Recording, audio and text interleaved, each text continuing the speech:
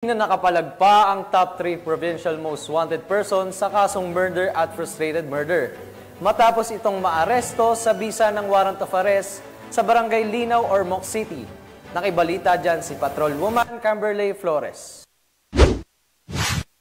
Arestado ng mga otoridad ang tinaguriang top 3 provincial most wanted person na may kasong murder at frustrated murder sa Barangay Linaw, Ormoc City. Bandang alas 6:45 ng umaga nang maaresto ang akusado ng mga tauhan ng Tabango Municipal Police Station kasama ang Regional Intelligence Unit 8, Leyte Police Provincial Office, Provincial Intelligence Unit, 121st Special Action Company, 12 Special Action Battalion, PNP SAF at Ormoc City Police Station 4. Ang akusado ay naaresto sa bisa ng warrant of arrest para sa kasong murder na walang inirekomendang piyansa at kasong frustrated murder na may inirekomendang piyansa ng 200,000 pesos. Dinala ang akusado sa Tabango Municipal Police Station para sa kaukulang dokumentasyon at tamang disposisyon.